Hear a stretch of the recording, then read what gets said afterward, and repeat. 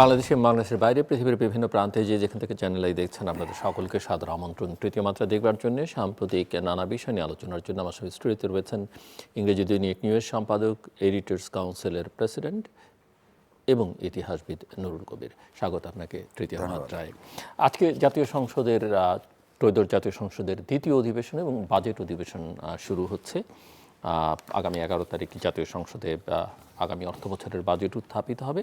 গণমাধ্যম সূত্রে আমরা খানিকটা ধারণাও পেয়েছি কী ধরনের বাজেট হতে যাচ্ছে। তো আমি একটু আপনার কাছ থেকে শুনতে চাই যে সম্ভাব্য বাজেট সম্পর্কে আপনার প্রতিক্রিয়া কী। দেখুন, প্রথম কথা হচ্ছে এবং আপনি কি চান, কারণ বাজেটে যাই থাকুক না কেন সংযোজন বিয়োজনের একটা সুযোগ তো পাশ হওয়ার আগ পর্যন্ত থাকছেই।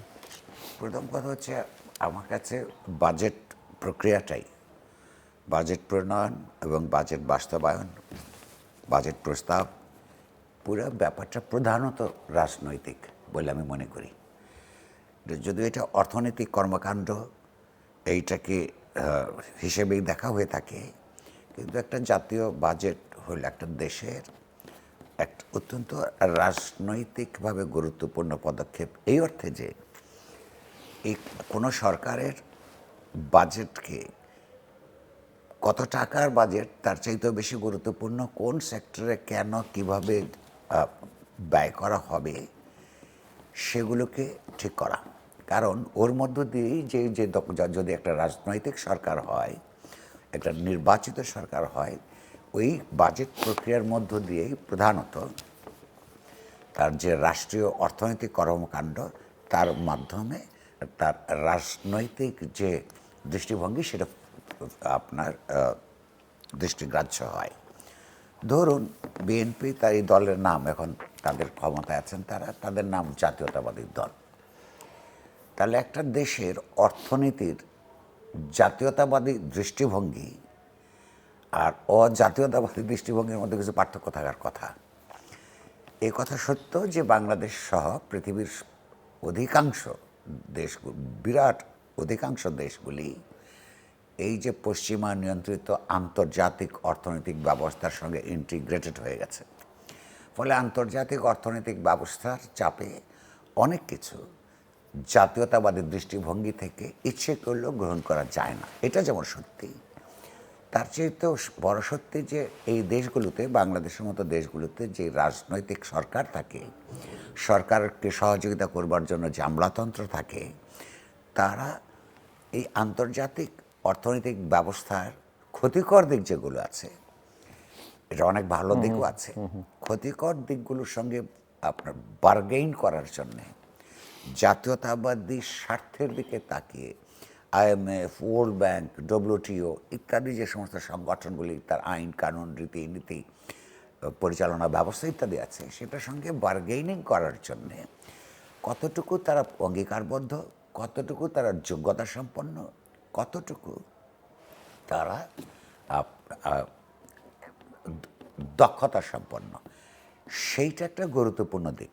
দ্বিতীয় হচ্ছে, ধরুন রাজনীতির দিক থেকে দেখলে বিএনপি নিজেকে কি হিসেবে নিজেকে উপস্থাপন করেছে গত নির্বাচনের আগে তার ম্যানিফেস্টোর মধ্য দিয়ে, এবং তারা দৈনন্দিন জীবনে যে রাজনৈতিক বক্তৃতা দেয় তার মধ্যে তারা কি দাবি করছেন। বিএনপির সাধারণ সম্পাদক এই দুদিন আগেও পত্রপত্রিকায় দেখেছেন, ওরা বলছেন যে ওনারা গণতন্ত্র চান। কী ধরনের গণতন্ত্র? একটা উদারনৈতিক গণতন্ত্র তারা বলেন। এখন উদারনৈতিক গণতন্ত্র সেই চিরায়ত যুগের গণতন্ত্রের যে সমস্ত ধ্যান ধারণা, তার চেয়ে অনেক কিছু বদলেছে প্রায়োগিক ক্ষেত্রে। নাও আমরা যদি মোটামুটি একটা ক্লাসিক্যাল দৃষ্টিভঙ্গি থেকে দেখি, উদারনৈতিক গণতন্ত্র তো এটাকে বলা হয় যে প্রথম শর্ত হচ্ছে প্রত্যেকটা নাগরিকের সমান অধিকার আছে। দ্বিতীয়ত কথা হচ্ছে যে সেই অধিকারগুলো বাস্তবায়নের ক্ষেত্রে প্রত্যেকের নিজ নিজ কর্মদক্ষতা এবং আকাঙ্ক্ষা অনুযায়ী সমাজের, রাষ্ট্র যেটা করবে সেটা সমাজে সবাইয়ের জন্য সমান সুযোগ তৈরি করবে। এটা উদারনৈতিক গণতন্ত্রের একটা কোর প্রিন্সিপল। এর মধ্যে আবার দুই ধরনের চিন্তা আছে। এক ধরনের লোক এই যে অধিকার ভিত্তিক সমাজের কথা বলে, কিন্তু আবার তার সঙ্গে এই রাজনীতির সঙ্গে যে অর্থনীতির কথাটা বলে, বলগাহীন বাজার অর্থনীতি, সেখানে রাষ্ট্রের ভূমিকা কি হবে, সেইখানে তারা দাবি করে যে রাষ্ট্রের ব্যবসা বাণিজ্য যেমন কোনো করার দরকার নেই, তার নিয়ন্ত্রণও করার দরকার নেই। মার্কেট ফোর্সেস ডিসাইড করবে যে পণ্যের দাম কী হবে, কোন পণ্য কারা উৎপাদন করবে, ইত্যাদি ইত্যাদি। অর্থাৎ রাষ্ট্রের ইন্টারভেনশন করবার কিছু নাই। এইটা এক পক্ষ। আরেক পক্ষের বক্তব্য হচ্ছে তাত্ত্বিকভাবে যে না, মানুষ ইন্ডিভিজুয়াল হিসাবে একটা জনগোষ্ঠী রাষ্ট্র তৈরি করে একটা সংগঠন হিসেবে, যেই সংগঠনের কাছে প্রত্যেকটা নাগরিক তার নিজের অধিকার সমর্পণ করে, বৃহত্তর সামাজিক অধিকার বাস্তবায়ন করবার শর্ত তৈরি করার জন্য। অর্থাৎ একটা সামাজিক চুক্তির মধ্যে গিয়ে সবার জন্য অপরচুনিটিস তৈরি করবার জন্য একটা রাষ্ট্র তৈরি করে সংগঠন হিসেবে। তো সেই সংগঠন মোটেও সমাজে কি হচ্ছে, অর্থনীতি কীভাবে চলছে, সেই ব্যাপারে নির্বিকার থাকতে পারে না। তাকে অবশ্যই ইন্টারভেনশনিস্ট ক্যারেক্টার হতে হবে।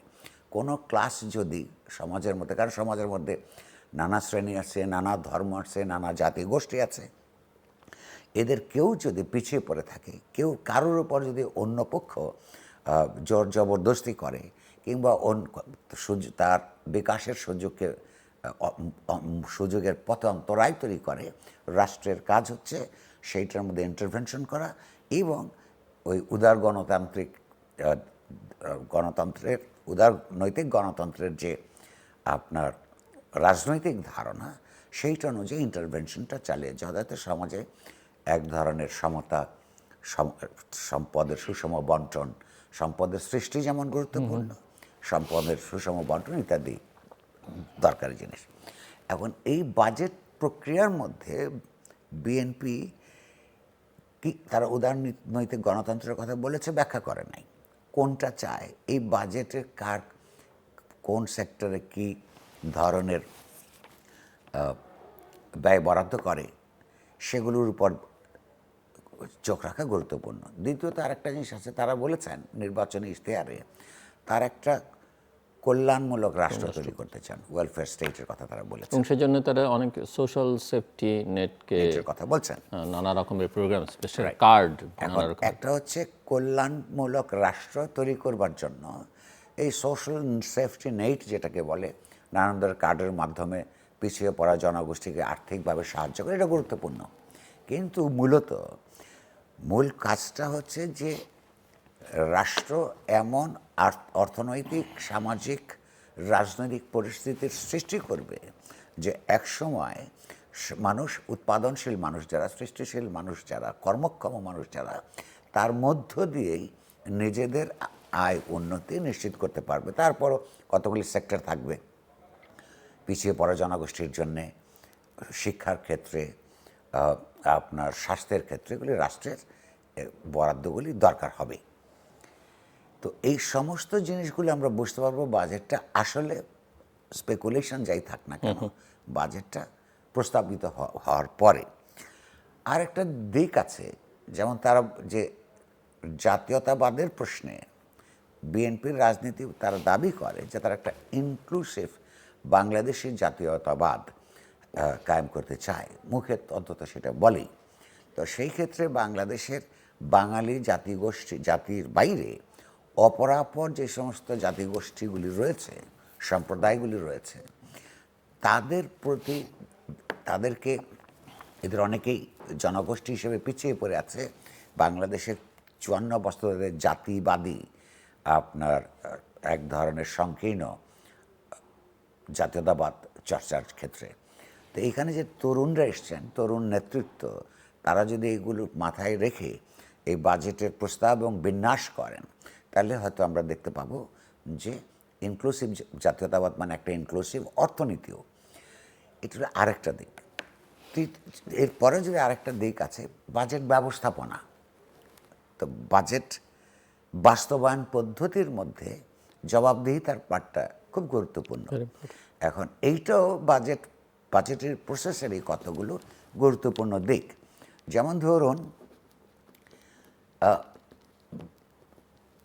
রাজনৈতিকভাবে যেমন আমরা বলি যে জবাবদিহিতা থাকবার প্রয়োজন আছে, তেমনি অর্থনৈতিক হিসাবদিহিতা একটা গুরুত্বপূর্ণ বিষয়।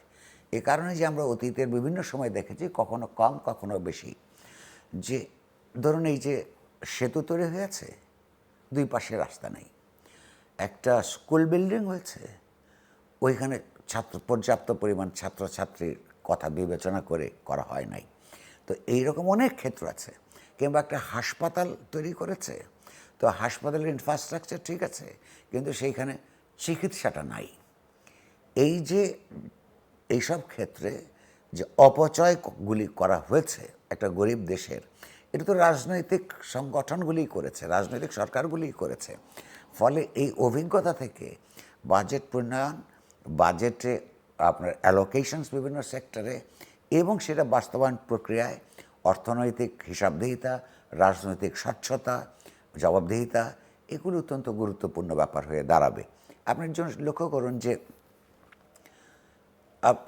পত্রপত্রিকায় দেখেছি টোটাল বাজেটের 2% শিক্ষার জন্য দেওয়া হবে।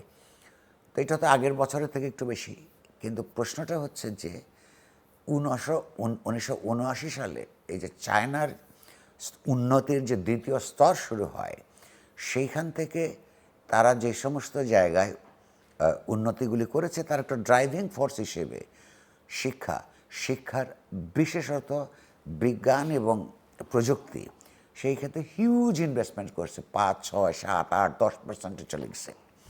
এবং সেইটার ডিভিডেন্ড সরকারগুলি এবং যেগুলো শুরু করেছিল জনগণ পেতে একটু সময় লাগে, কিন্তু যখনই আপনি এটা করতে থাকেন তার ইতিবাচক ফল একটা পুরো জনগোষ্ঠীকে সাহায্য করে ভীষণভাবে, যেমন চায়নায় করেছে। এখন এখানে আপনি স্বাস্থ্য ব্যবস্থার মধ্যে হয়তো কী বলে সংখ্যার অর্থে বা পরিমাণের অর্থে বেশি বিনিয়োগ করাই যথেষ্ট নয়, বেশি বিনিয়োগ প্রয়োজন, কিন্তু সেটা যথেষ্ট নয়। সেটার ব্যবহারটা কি করে হচ্ছে? শিক্ষার ক্ষেত্রে স্কুল কলেজ বানালাম, বুঝলাম, বিশ্ববিদ্যালয়ও বানালাম, কিন্তু প্রশ্ন হচ্ছে ওখানে কী শিক্ষাটা বিতরণ করা হচ্ছে, কারিকুলামটা কি? ওইখানে কি মানুষ সচেতন, সমাজ সচেতন নাগরিক হয়ে গড়ে উঠছে? ওইখানে সামাজিক দায়বোধ নিয়ে গড়ে উঠছে? তার কি ইতিহাস বোধ তৈরি হচ্ছে? তার মধ্যে কি বৈজ্ঞানিক দৃষ্টিভঙ্গি তৈরি হচ্ছে? প্রযুক্তির প্রতি আকর্ষণ তৈরি হচ্ছে? এইগুলো যদি নিরন্তর মনিটরিং করা না হয়, তার চাইতেও বড় কথা এটা যে মনিটরিং করা প্রয়োজন, তার জন্য যে উপযুক্ত বডিগুলি তৈরি করার দরকার, সেই উপযুক্ত বডির জন্য যে উপযুক্ত লোকগুলিকে উপযুক্ত জায়গায় বসাতে হবে, সেগুলো নির্ধারণ করা, এটা একটা ব্যাপক প্রক্রিয়া। এখনও পর্যন্ত আমি এইটুকু বলতে পারি আপনার প্রশ্নের জবাবের এই পর্যায়ে, যে এগুলো রাজনৈতিক, সামাজিক এবং অর্থনৈতিক এই তিনটার দিকে মিলিয়ে বাজেট প্রক্রিয়াকে দেখতে হয়। এইটার যে আয়োজন দরকার পড়ে, সে আয়োজনের মধ্যে পর্যাপ্ততা ছিল বলে আজকে পর্যন্ত আমার কাছে মনে হয় না। পরবর্তীগুলি দেখে আমরা হয়তো আরেকদিন বিশ্লেষণ করতে পারবো। কারণ আপনি যথার্থ বলেছেন, এবং বাজেটকে উচ্চাভিলাষী, ব্যবসা বান্ধব, গণবিরোধী নানা নামে আখ্যায়িত করা হয়, আমরা এর সঙ্গে অভ্যস্ত, কিন্তু সাধারণ রেটরিক সাধারণ মানুষ যেভাবে দেখে যে তার জীবন মানে কোনো উন্নয়ন ঘটছে কিনা, তার আয়ের সঙ্গে ব্যয়টা সঙ্গতিপূর্ণ কিনা, বা বাজেট তো এক ধরনের রাজনৈতিক দর্শনও তার মধ্য দিয়ে, যে দেশে তার নিরাপত্তাটা আছে কিনা, সব ধরনের সামাজিক সুরক্ষা। তো সেই জায়গায় আপনি সাধারণভাবে এই নির্বাচনের পরে কি বোধ করছে, মানুষ কি মনে করছে ইনফ্লেশনের অর্থে, ক্রাইম, ল অ্যান্ড অর্ডারের সিচুয়েশন থেকে যদি ধর আমি দু একটা জায়গায় একটা ফোকাস করি, যদি এটা অনস্বীকার্য যে বাংলাদেশে আয়ের বৈষম্য অশ্লীল পর্যায়ে বৃদ্ধি পেয়েছে। আচ্ছা, বাংলাদেশের ট্যাক্স জিডিপি রেশিও আবার দক্ষিণ এশিয়ার সবচেয়ে নিচের দিকে, এই ট্যাক্স জিডিপি রেশিও বাড়াতে হবে। এখন কার উপর বেশি করারোপ করা হবে, এটা তো একটা রাজনৈতিক দর্শনের ব্যাপার। আপনি যদি ওয়েলফেয়ার স্টেটের কথা বলেন, এই ওয়েলফেয়ার স্টেটের ধারণা আপনাকে এক ধরনের কর ব্যবস্থার দিকে ইঙ্গিত করবে, আপনি যদি জাতীয়তাবাদী কর ব্যবস্থার কথা বলেন কিংবা ওই যে ইন্টারভেনশনিস্ট রাষ্ট্রের আপনার উদার গণতান্ত্রিক অর্থনৈতিক ব্যবস্থার প্রতি দৃষ্টি রাখেন, তাহলে কতগুলি দিক নির্দেশনা সেখান থেকে পাওয়া যাবে। প্রস্তাবিত ব্যবস্থার মধ্যে আমরা কিন্তু বেশ কিছু গরিব সমাজের গরিব অংশের উপর নতুন করে ট্যাক্স আরোপের কতগুলি প্রস্তাবের কথা সব পত্রপত্রিকায় আলোচিত হয়েছে। তো এইটার মধ্য দিয়ে তো ধনী দরিদ্রের বৈষম্য হ্রাস পাবে না, আরও বৃদ্ধি পাবে।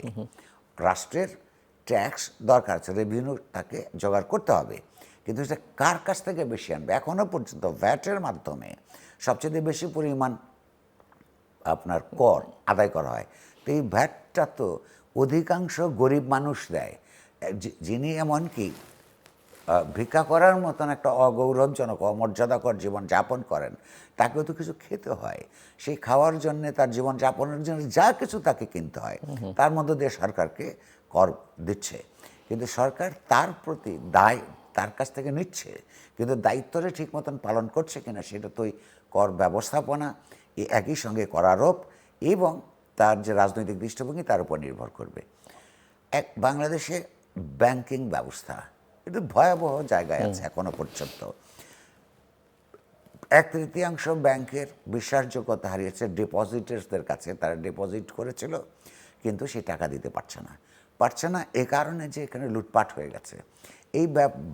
এই প্রস্তাবিত বাজেটের মধ্যে তো আমরা এই প্রস্তাবও দেখতে চাইব যে এই যে মানুষ যারা ব্যাংকে টাকা জমা রেখেছিল নিরাপত্তার কথা চিন্তা করে, তাদেরকে তার নিরাপত্তা তছনছ করে দিয়ে যারা লুটপাট করে টাকা পয়সা নিয়ে গেল, তাদেরকে আসলে জবাবদিহিতার মধ্যে আনবার জন্যে সরকার কী ব্যবস্থা গ্রহণ করেছে, কী নতুন আইন প্রণয়ন করেছে, কিংবা এই একই পদ্ধতিতে আইনের ফাঁকফোকর দিয়ে নতুন একটা ক্লাস, আগেরটা আওয়ামী লীগের সঙ্গে যুক্ত ছিল, এখন বিএনপির সঙ্গে যুক্ত হয়ে এই লুটপাটের ব্যবস্থাটা আইনের ফাঁকফোকর দিয়ে অব্যাহত থাকবে কিনা, সেটা সেই ছিদ্রগুলো বন্ধ করবার জন্য কী প্রস্তাব আছে, এগুলি দেখতে হবে। তার সঙ্গে জড়িত বাজেট বাস্তবায়নের সঙ্গে জড়িত আছে আপনার স্থানীয় কিংবা সর্বত্রই আইন শৃঙ্খলা ব্যবস্থা আছে, চাঁদাবাজির সমস্যা। একটা ছোট্ট দোকানকে, ফুটপাতের দোকানের উপর যদি নতুন করে কর বসানো হয়, একই সঙ্গে এখনও পর্যন্ত যদি একসময় আওয়ামী লীগের কর্মীদেরকে চাঁদা দিতে হতো, বিএনপির কর্মীদেরকে যদি এখন চাঁদা দিতে হয়, হ্যাঁ, তাহলে তো তার উপর ডবল ট্যাক্সেশন হলো। আর এই যে অবৈধ রেন্ট সিকিং, এইটার বিরুদ্ধে তো মানুষের দাবির খুব স্পষ্ট করে আছে। তাহলে একটা রাষ্ট্র তার রাষ্ট্রের নির্বাহী ক্ষমতা হাতে নিয়ে এই গোটা পুলিশ ব্যবস্থা রেখে রাজনৈতিক দলের কমিটমেন্ট সহ তারা যেগুলি মুখে বলে সেগুলি দিয়ে তো আপনার চাঁদাবাজি তো বন্ধ হয় নাই। এক, করাপশন, এই সরকারের মাত্র অল্প কিছুদিন হয়েছে, টাকা পয়সা এখন তেমন নাই, বাজেটের পরে বোঝা যাবে করাপশনের লেভেলটা কীভাবে কোথায় যায়। বাট ইতিমধ্যে যেখানে সরাসরি আর্থিক অনিয়ম কিংবা দুর্নীতি করবার সুযোগ এখনও পর্যন্ত কম, এর বাইরে সমাজে আলাপ আলোচনা আছে। 3.5 মাস মাত্র হয়েছে, এই জন্য হয়তো পত্রপত্রিকা এখনও ভালো করে আসছে না। নতুন প্রচুর পুনর্বিন্যাস হয়েছে, এদের অনেক রিপোর্টারদের এখনও নতুন নতুন সোর্সগুলি তৈরি হয় নাই। এইটা একটা ট্রানজিশন প্রক্রিয়ার মতন। কিন্তু বদলি বাণিজ্য এটা তো 5ই আগস্টের পর থেকেই শুরু হয়েছে। এই নির্বাচিত সরকারের আসার পরেও বেশ বড় বড় অভিযোগ কানাঘুষা হয় সমাজের মধ্যে যে ওখানে ট্রান্সফার করতে এই যে বিএনপির যারা প্রভাবশালী নেতা কিংবা তরুণ নেতা, তাদেরকে তারা এই ধরনের কর্মকাণ্ডের মধ্যে নিজেদেরকে নিয়োজিত করে ইতিমধ্যে অবৈধ অর্থবিত্ত আপনার জড়ো করবার প্রক্রিয়ার মধ্যে আছে। তো আপনি বাজেটের প্রসেসকে যদি ঘোষিত লক্ষ্য অনুযায়ী এগিয়ে নিয়ে যেতে চান বা যে কোনো সরকারই চায়, তাহলে এই ধরনের দুর্নীতি বন্ধ করতে হবে, চাঁদাবাজি বন্ধ করতে হবে। এটার মধ্যে বাজেটের মধ্যে যদি ইতিবাচক কিছু থাকে, তার ফসলটা তুলে নিয়ে আসতে, একদিকে কর দিবে আর একদিকে হচ্ছে যদি এইটা বন্ধ না করে, তাহলে তো মানুষ খুব সমস্যায় পড়ে যাবে। এই যে আমরা নানা ইস্যু নিয়ে কথা বলছি, আইন শৃঙ্খলা সহ নানা প্রসঙ্গ, ভ্যালুজের একটা বড় সংকট, সামাজিক, রাজনৈতিক, পারিবারিক, ধর্মীয়, যেভাবেই যে ব্যাখ্যা করুন না কেন, সাম্প্রতিককালে কিছু ঘটনা যেটা অনেক মানুষকে আহত করেছে, বিশেষ করে মায়ের ক্ষেত্রে, মানে অনেক ক্ষেত্রেই দেখি আমার বাবা মায়ের ক্ষেত্রে যে ধরনের করুণ চিত্র আমরা দেখছি, এটা কিসের প্রতিফলন? এটা 2-3 ধরনের ব্যাপার। এটাতে আপনি যে কথা বলেছেন অন্য মানুষদের কথা বাদই দিলাম, যারা সংবাদকর্মী আপনার আমার মতন, তাদের তো নানান নির্মম নিষ্ঠুর নানান খবরের মধ্যে থাকতে হয় এবং হয়তো আমাদের পাঠকেরা জানেন না অথবা তাদেরকে জানানোর কোনো পদ্ধতিও নাই। এই সমস্ত খবর ছাপতে, লিখতে, পরিবেশন করার মধ্য দিয়ে যে ধরনের মানসিক নিপীড়নের মধ্যে যেতে হয়, যেন মনে হয় যে এই খবর না জানলে, এই ঘটনাটা না ঘটলে ভালো হতো, এই খবর আমি না জানলে ভালো হতো। এটা খুব নির্মম প্রক্রিয়ার মধ্য দিয়ে সাংবাদিকদের যেতে হয়। এটা একটা নিরন্তর ঘটনা পৃথিবীর সর্বত্রই। তার মধ্যে সাম্প্রতিককালে যে ঘটনাগুলো দেখা যাচ্ছে, মানে এটা তো স্তব্ধ হয়ে যাওয়ার মতো না মানুষ হিসেবে, যে সন্তান মাকে হত্যা করে সেই মায়েরই ঘরে কবর বানিয়ে ভেতরে লুকিয়ে রাখছে। মানে এইটা তো আর শুধু আইন কানুন দিয়ে ব্যাখ্যা করার বিষয় নয়। আইন তাকে ধরে শাস্তি দিতে পারে, কিন্তু যেই সমাজ, যেই মূল্যবোধ এই মানসিকতা তৈরি করে। আবার আরেকটা দৃশ্য তো আমরা দেখলাম মিরপুরে, যে মা হয়তো মরে পড়ে আছে খবরে নিয়ে, এবং সন্তানরা সব প্রতিষ্ঠিত। এই যে প্রতিষ্ঠিত সন্তান, আমি আসছি সেটার মধ্যে।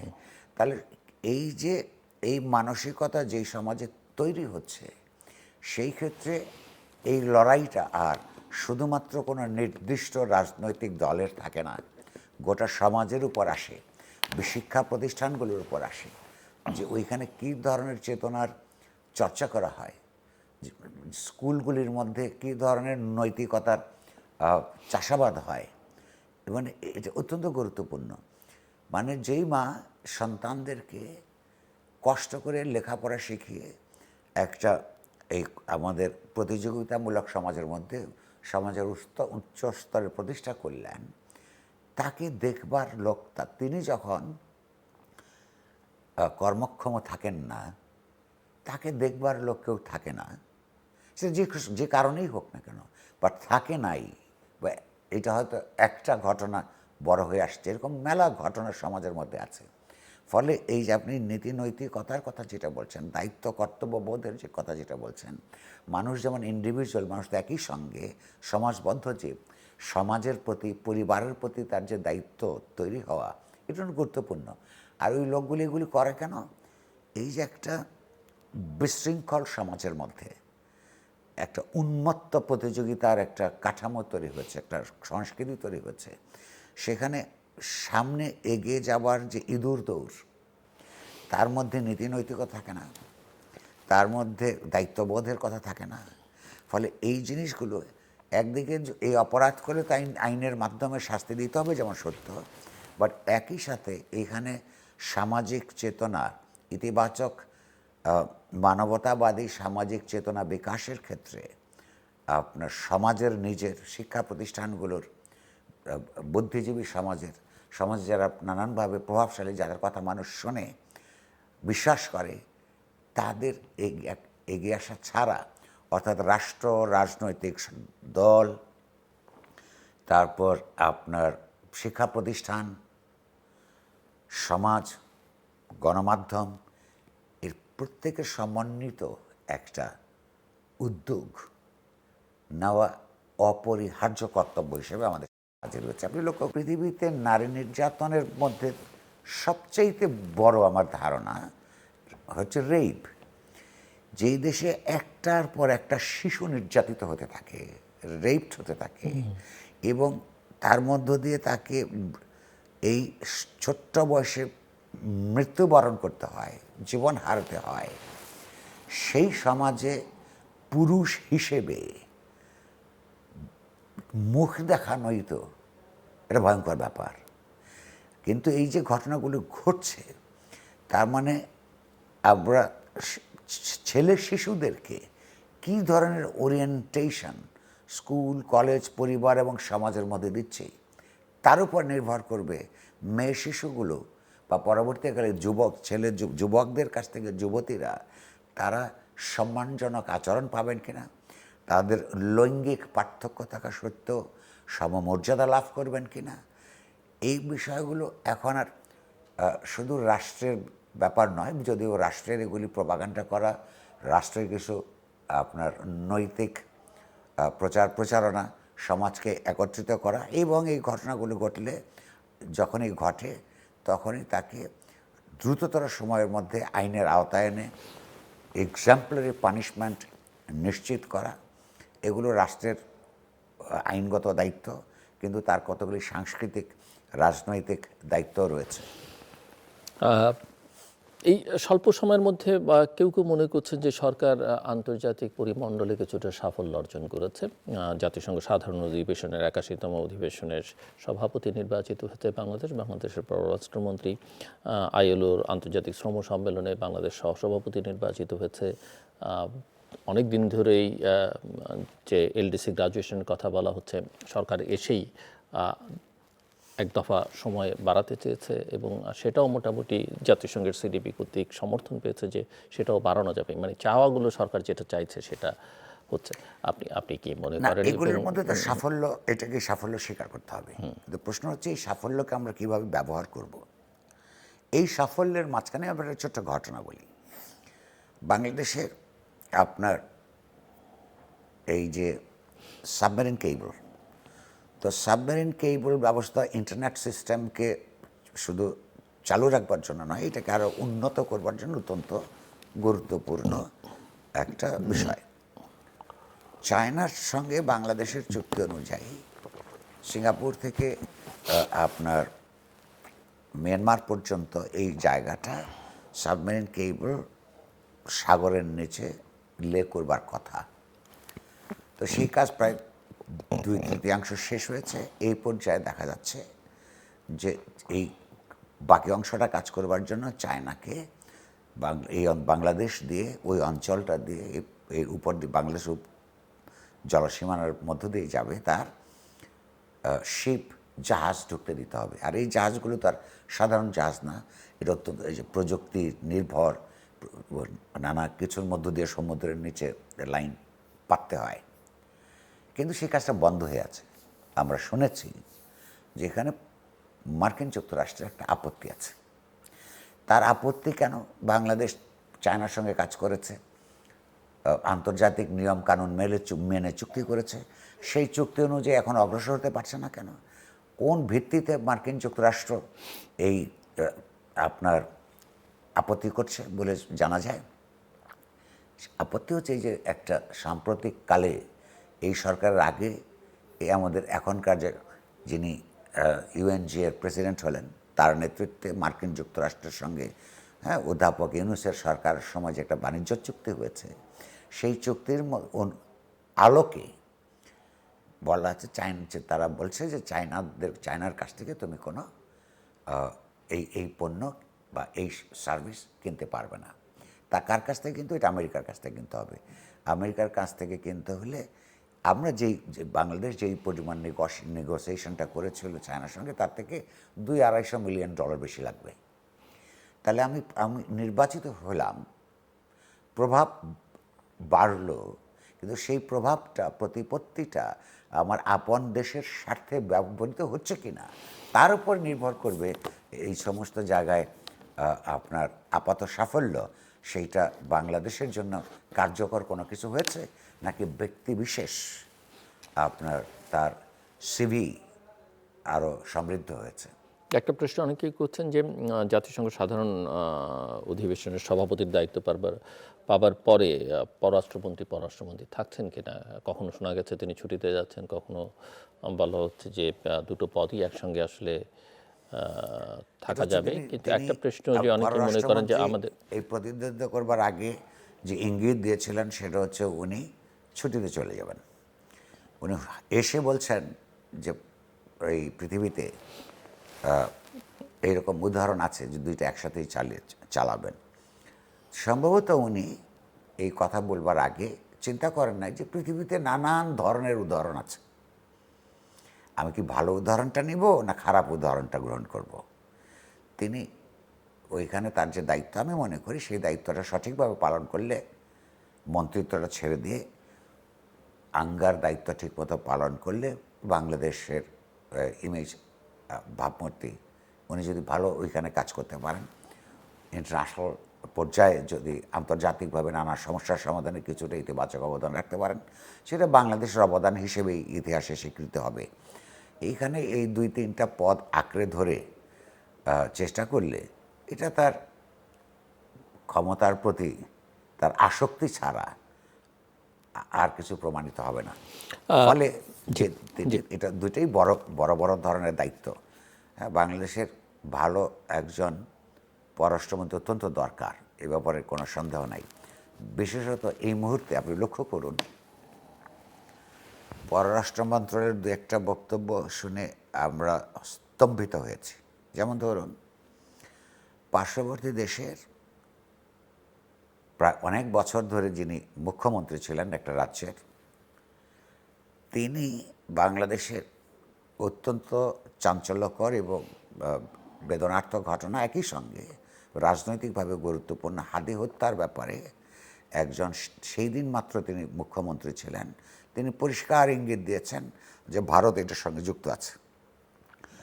যুক্ত শুধু নয় যে তাকে তার সে যখন বাংলাদেশ, মেঘালয় দিয়ে বাংলাদেশ থেকে পালিয়ে গেল, তখন ভারতীয় পুলিশ তাদেরকে, ভারতীয় আইন রক্ষাকারী বাহিনী তাদের গ্রেফতার করেছে এবং সেইখানেও তাকে ছেড়ে দেওয়ার জন্যে দিল্লি থেকে অত্যন্ত বড় কর্মকর্তার ইঙ্গিত দিয়ে, বিজেপির বড় নেতার ইঙ্গিত দিয়ে বলেছেন যে তারা এটা করেছেন। এইটা অত্যন্ত আপনার উদ্বেগের বিষয়। বাংলাদেশে এই আলোচনা বহু বছর ধরে হচ্ছে যে ভারত বাংলাদেশের আভ্যন্তরীণ রাজনীতিতে, অর্থনীতিতে এবং আপনার নানানভাবে নাক গলায়, এবং এইখানে গুম করার ক্ষেত্রে, খুন হওয়ার ক্ষেত্রে ভারতীয় গোয়েন্দা বাহিনীর এইখানে কিছু তৎপরতার কথা সারা দেশের মানুষ সন্দেহ করে এবং অনেক স্পষ্ট লক্ষণও কখনো কখনো দেখা যায়। সেইরকম একটা সময়ে এই মন্তব্য করার পর বাংলাদেশের পররাষ্ট্র মন্ত্রণালয়ের একজন মন্ত্রী, প্রতিমন্ত্রী বলেছেন যে এইটা একজন পরাজিত নেত্রীর বক্তব্যকে আমলে নেওয়ার কিছু নাই। আমি মনে করি আমলে নেবার আছে। এইটা তার পরের দিনই বাংলাদেশের ভারতীয় হাইকমিশনকে ডেকে তার কাছ থেকে জানতে চাওয়া প্রয়োজন ছিল যে এই যে বাংলাদেশের এই হত্যাকাণ্ডের মধ্যে ভারতের জড়িত থাকার কথা ভারতের একজন রাজনীতিক বললেন, যিনি এত বছর মুখ্যমন্ত্রী ছিলেন, এই ব্যাপারে তোমাদের বক্তব্যকে, কিন্তু এটাকে তিনি বলছেন যে আমলে নেওয়ার যোগ্য না। এটা অত্যন্ত হচ্ছে বেদনাদায়ক ঘটনা। দ্বিতীয়ত ধরুন, ভারত এই গত 1 মাস ধরে ভারতের বহু নাগরিককে, বাংলাভাষী নাগরিককে বাংলাদেশি বলে তাদেরকে জোর করে এই যে পুশ ব্যাকের যে আপনার খেলার মধ্যে নিজেদের লিপ্ত করেছে। এটা 2 ধরনের অপরাধ। অপরাধ হচ্ছে যে আপনি একই সঙ্গে, যেমন আমরা একটা জাতিরাষ্ট্রের নাগরিক, একই সঙ্গে আমরা আন্তর্জাতিক ব্যবস্থার অধীনে বিশ্ব নাগরিকও, আমরা ইউনাইটেড নেশনসের একটা সদস্য রাষ্ট্র।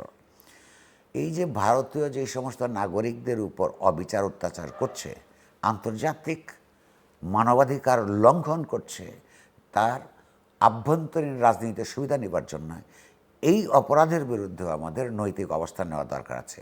আর বাংলাদেশে তার দেশের নাগরিককে জোর করে পাঠিয়ে দিয়ে আপনার বাংলাদেশের জন্য যে অস্থিতিশীলতা সৃষ্টি করছে, সেইটা ভারতের সঙ্গে সিরিয়াসলি ডিল করার আছে। এইখানেও আমি আরেকজন মন্ত্রীর কথা বলবো, স্বরাষ্ট্রমন্ত্রী, যিনি সেই দিন একটা নতুন ব্যাখ্যা দিয়েছেন, আশ্চর্যজনক ব্যাখ্যা, যে জিরো লাইনের ওই পারে, ভারত এবং বাংলাদেশের মধ্যে সীমান্তের যে জিরো লাইন, তার ওই পারে কেউ যদি ট্রান্সপাস করে তারা কি করবে সেটা তাদের আইন দিয়ে নির্ধারিত হবে। এই কথাটা আংশিক সত্য, কারণ বর্ডারের মধ্যে সেটা জিরো লাইনের মধ্যে হোক বা অন্য দেশের কোনো মানুষকে যদি হত্যা করা হয়, এটা বর্ডার কিলিং। উনি বলেছেন এটা বর্ডার কিলিং নয়। সাংবাদিকদের ওইখানে উপস্থিত সাংবাদিকদেরকে বোঝানোর চেষ্টা করছেন যে তারা এটা বোঝে না। আমি বলবো যে বর্ডার কিলিং বলতে কি বোঝায়, এই স্বরাষ্ট্রমন্ত্রী সাহেব উনি আইনের ছাত্র, আইন বোঝার ক্ষেত্রে তার সুখ্যাতি আছে। তাকে মানুষকে বিভ্রান্ত করবার আগে পরিষ্কার করে এইটাতে বোঝা দরকার যে জিরো লাইনের মধ্যে এপারে ওপারে যেখানে হত্যাকাণ্ড হবে এটা বর্ডার কিলিং হিসেবে হবে। আন্তর্জাতিক আইনে যদি ট্রেসপাসও করে, অবৈধভাবেও যদি সীমান্ত লঙ্ঘন করে আরেক জায়গায় যায়, সেটা ভারতের হোক কিংবা বাংলাদেশের হোক, ভারতের নাগরিকও যদি বাংলাদেশে আসে, বিজিবির আমাদের যে সীমান্তরক্ষা বাহিনী তাকে হত্যা করবার লেথাল উইপন ব্যবহার করবার অধিকার নাই। তেমনি ভারতেরও অধিকার নাই যে যদি সত্যিকার অর্থেও বাংলাদেশে কোনো নাগরিক অবৈধভাবে তার সীমান্তে ঢুকে তাকে গুলি করে হত্যা করার আইন হচ্ছে তাকে গ্রেফতার করে তার এই ট্রেসপাস করলে, সীমান্ত লঙ্ঘন করলে কী কী এই অপরাধের কী কী শাস্তি, সেইটা ভারতীয় আইনেও লেখা আছে, বাংলাদেশ আইনেও লেখা আছে। কোনোটার মধ্যেই লেখা নাই যেখানে গুলি করা যায়। ফলে ভারতের এই উদ্ধত আচরণকে, অপ্রতিবেশী সুলভ আচরণকে, অন্যায় আচরণকে আপনার জায়েজ করবার বা ন্যায্যতা দেবার জন্য আইনের ব্যাখ্যা কোনো মন্ত্রীর, স্বাধীন দেশে কোনো মন্ত্রীর দেওয়া উচিত নয়, কিন্তু তিনি এটা দিয়েছেন। সর্বোপরি দুই দেশের সীমান্তরক্ষী বাহিনীর মধ্যে পরিষ্কার চুক্তি আছে। আমি বলবো উনি যাতে চুক্তিগুলি ভালো করে দেখেন। উনি অল্প সময় ক্ষমতা এসছেন, হ্যাঁ, উনি ওই তার কী বলে বিজিবিকে কিংবা তার সচিবকে চাইলেই তিনি পেতে পারেন। বহুবার এমওইউ স্বাক্ষরিত হয়েছে, চুক্তি হয়েছে যে এই রকম ক্ষেত্রে বিতর্কিত সীমান্ত লঙ্ঘনের ক্ষেত্রেও লেথাল উইপন কেউ ব্যবহার করবে না। ফলে লেথাল উইপন ব্যবহার করছে, প্রতিদিন এখানে বাংলাদেশ অস্থিতিশীলতা তৈরি করার চেষ্টা করছে। এবং বাংলাদেশি বলে যে ভারতীয় নাগরিকদের উপর এই যে জিরো লাইনের উপর বসিয়ে রাখে, তাদের বস্তি থেকে উচ্ছেদ করে এনে এই দিকে ঠেলে দেয়, এটা একটা আন্তর্জাতিক অপরাধ। ফলে দ্বিপাক্ষিকভাবে এবং আন্তর্জাতিকভাবে এই সমস্যার সমাধান করবার জন্যে ডিপ্লোম্যাটিক্যালি অত্যন্ত চৌকস কোনো মানুষকে, কোনো রাজনীতিককে আমাদের এখানে পররাষ্ট্রমন্ত্রীর পদ দিয়ে, যিনি ইউএনজি এর সাধারণ পরিষদের বলবো সভাপতি হয়েছেন, তাকে ওইখানে সুষ্ঠুভাবে বাংলাদেশের মর্যাদা রক্ষা করে কাজ করবার জন্যে নিয়োজিত করা উচিত। আমরা বাংলাদেশের দীর্ঘদিন যাবৎ গণমাধ্যম নিয়ে আলোচনা করছি। মানুষের প্রত্যাশা, হতাশা সবই আছে এবং গণমাধ্যমের স্বাধীনতার ইস্যু আছে, গণমাধ্যমের অভ্যন্তরীণ নানা সংকট আছে। নির্বাচনের পরে আপনারা এডিটর্স কাউন্সিলের পক্ষ থেকে সংবাদপত্র মালিকদের যে সংগঠন নোয়াবের নেতৃবৃন্দ, আপনারা বিভিন্ন পর্যায়ে প্রধানমন্ত্রীর সঙ্গে সাক্ষাৎ করেছেন, গণমাধ্যমের নানা সমস্যা নিয়ে তথ্যমন্ত্রীর সঙ্গে কথা বলেছেন। ফিডব্যাকটা কী পেলেন এবং রেসপন্সটা কীরকম একটু বুঝতে চাই। ধরুন, আমি তো ওই news paper association of Bangladesh কী বলেছে সেটা কিছুটা শুনেছি, সেটা আমি তো এই মুহূর্তে প্রতিনিধিত্ব করতে পারবো না। সম্পাদক পরিষদের পক্ষ থেকে আমরা 2-3 ধরনের সমস্যার কথা প্রধানমন্ত্রীর সঙ্গে আলাপ করেছি। প্রথমত আমরা সম্পাদক পরিষদের নির্বাহী কমিটি মিটিংয়ে বসে আলোচনা করেছি, তর্ক বিতর্ক করেছি এবং সবাই ঐক্যমত হয়েছে যে একটা দীর্ঘ সংগ্রামের পরে একটা রক্তাক্ত গণঅভ্যুত্থানের মধ্য দিয়ে যে নির্বাচন অনুষ্ঠিত হয়েছে, সেই নির্বাচনে জাতীয়তাবাদী দল বিজয় লাভ করে সরকার গঠন করেছে। এই রক্তাক্ত গণঅভ্যুত্থানের মধ্য দিয়ে সমাজ অনেক আশাকাঙ্ক্ষার পুরনো তো ছিলই, আশাকাঙ্ক্ষার নতুন নতুন দিগন্ত উন্মোচিত হয়েছে। এবং এই সরকার 3 মাস হয়েছে, আমি যেই সময়টার কথা বলছি, তারা বলেছে যে তারা এইগুলিকে রেসপেক্ট করবে, শ্রদ্ধা করবে এবং মানুষের আশাকাঙ্ক্ষার প্রতি ইতিবাচক সাড়া তারা দিবে। যতক্ষণ পর্যন্ত তারা উল্টো কথা বলছে কিংবা তারা এগুলো করবে না এরকম ইঙ্গিত দিচ্ছে, ততক্ষণ পর্যন্ত আমরা সরকারের সঙ্গে কিছুদিন অন্তত এনগেজ করতে পারি, তাদের সঙ্গে আলাপ আলোচনা করা যেতে পারে। কারণ সাধারণত পৃথিবীর সর্বত্র পত্রপত্রিকাগুলোর কাজ হচ্ছে ক্ষমতাসীনদের জবাবদিহিতা নিশ্চিত করবার জন্য তাদের ভুল ত্রুটি শনাক্ত করা, তুলে ধরা, ক্রিটিক করা, জনমত তৈরি করা। কিন্তু এই এনগেজমেন্টের এই পর্বটা, এই ঐতিহাসিক পর্যায়ে কিছুদিন আমরা চেষ্টা করে দেখতে পারি। কারণ বাংলাদেশের অনেকগুলি অগণতান্ত্রিক আইন আছে, অনেক মিডিয়া ইন্ডাস্ট্রির উপর অনেক অবিচার হয়েছে আওয়ামী লীগ আমলে, যাদের উপর তারা রুষ্ট ছিল, তাদের টাকা পয়সা বিল আটকে দিত, আপনার প্রাইভেট সেক্টরেও ডিসকারেজ করতো, নানান ধরনের অপরাধ হয়েছে, সাংবাদিকদের উপর বিভিন্ন সময় নানান ধরনের নিপীড়ন নির্যাতন হয়েছে। এগুলোর বিরুদ্ধে আমাদের কিছু বক্তব্য আমরা প্রধানমন্ত্রীর কাছে তুলে ধরি। তিনি এগুলোর ব্যাপারে নৈতিকভাবে একমত হয়েছেন, সেগুলো আমরা রিপোর্ট করেছি। একমত যেহেতু হয়েছেন, ফলে আমরা একটু অপেক্ষা করব তারা কি করেন। কিন্তু এখনও পর্যন্ত যে কোনো লক্ষণ স্পষ্ট হয়ে ওঠেনি। যেমন ধরুন পত্রপত্রিকার সম্পাদকরা, কারণ সম্পাদকদের সবাই সব পত্রিকার আর্থিক সমৃদ্ধি, স্বাচ্ছন্দ্য এবং সক্ষমতা এক নয়, অথচ সরকারের কাছে সবগুলি পত্রিকাই কম বেশি বহু বছরের আপনার দেনা বিল পাবে। তা আমরা অনুরোধ করেছিলাম যে সরকার 9 লক্ষ বা 7 লক্ষ, 8 লক্ষ, 9 লক্ষ, 1000 কোটি টাকার বাজেটের মধ্যে এই পত্রপত্রিকাগুলো 200-300 কোটি মাত্র টাকা পাবে। সেটা খুবই সামান্য টাকা, অথচ এগুলি ঈদের আগে দিয়ে দিলে, পরিশোধ করলে বা একাংশও যদি পরিশোধ করেন, তাহলে বিভিন্ন পত্রপত্রিকা তাদের যে ঈদের ফেস্টিভ্যাল অ্যালাউন্স, এটা স্বস্তির সঙ্গে দিতে পারে। উনি কথা দিয়েছিলেন চেষ্টা করবেন, বলেননি দিবই, চেষ্টা করবেন বলেছিলেন।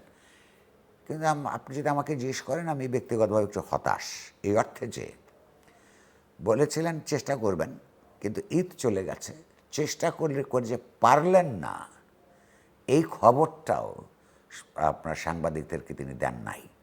অর্থাৎ আমি বলতে চাই একই সঙ্গে শুধু সম্পাদকদের সঙ্গের ব্যাপারই নয়, সাংবাদিকদের ব্যাপারই নয়, একটা হচ্ছে যে প্রধানমন্ত্রীর এই পর্যন্ত গত কয়েক মাসে তার ব্যক্তিগত আচরণ, উচ্চারণ, কিছু কিছু জেস্চার্স মানুষ পছন্দ করেছে। আমি নিজেও কিছু কিছু জিনিস পছন্দ করেছি, সব নয়। কিন্তু আমি শুধু বলবো আপনার মাধ্যমে, ইতিহাসের অভিজ্ঞতা হচ্ছে শুধুমাত্র ব্যক্তিগত আচরণ কিংবা মিষ্টি কথা যথেষ্ট নয়। গুরুত্বপূর্ণ হচ্ছে সেগুলো বাস্তবায়নের সুষ্ঠু পদক্ষেপ গ্রহণ, ফলো আপ করা।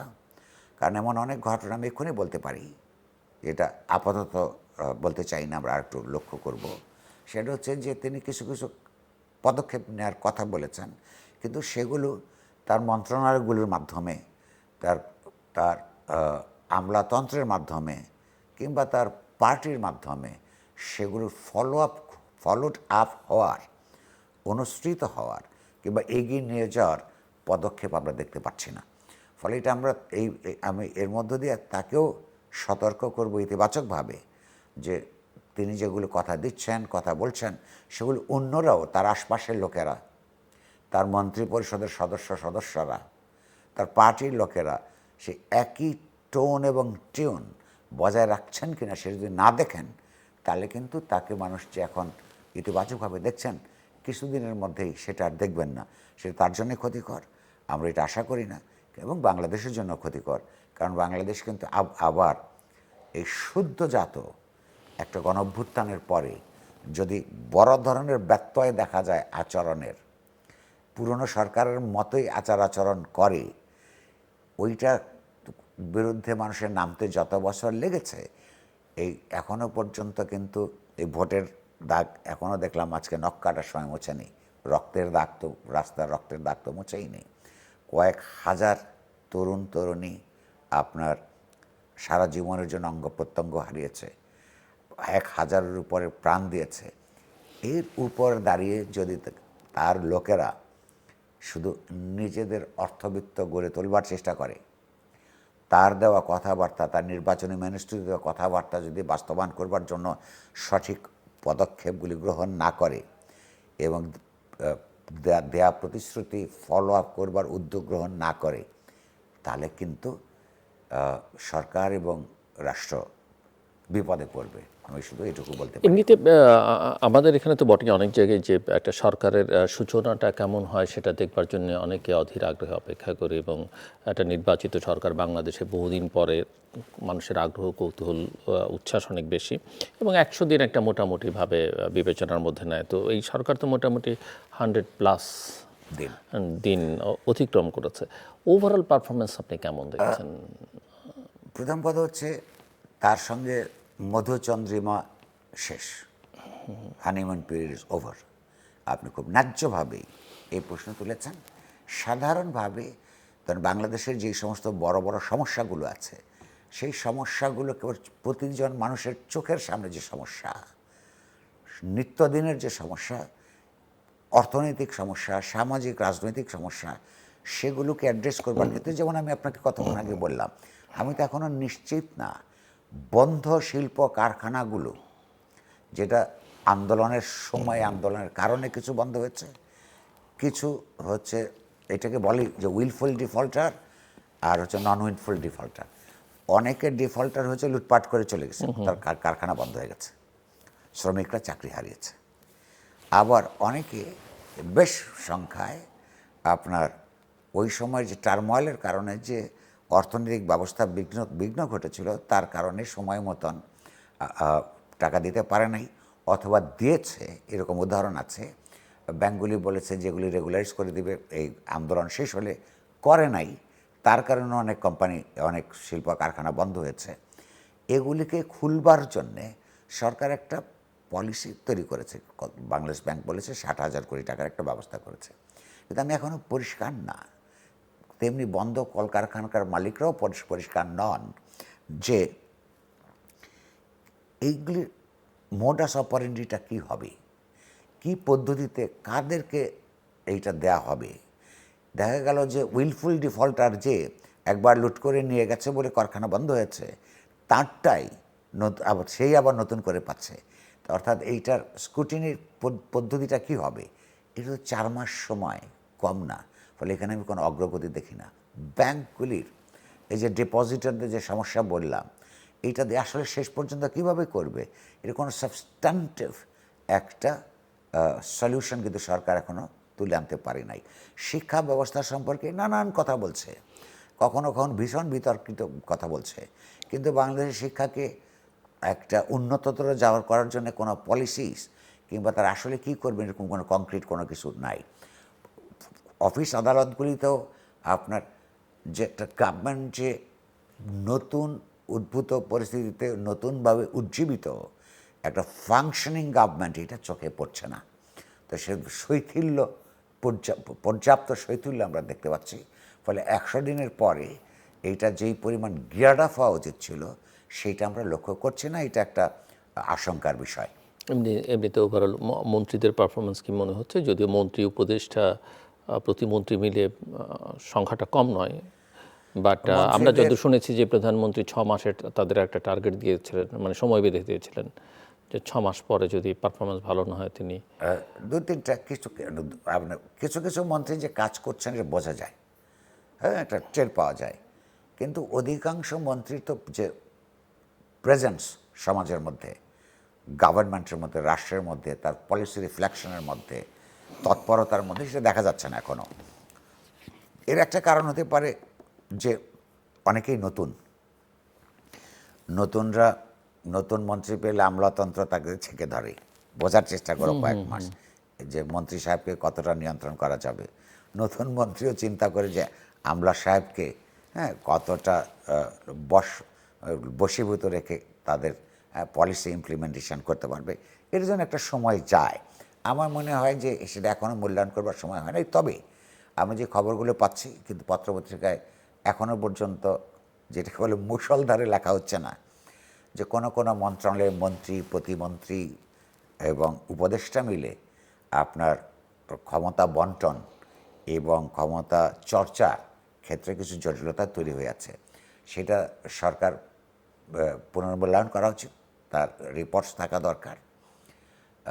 তারপর আমরা আরও কিছুদিন পরে বুঝতে পারবো। কিন্তু যেই ধরনের গতি দরকার ছিল সমস্যাগুলো অ্যাড্রেস করবার ক্ষেত্রে, সেই গতির মধ্যে সমস্যা আছে।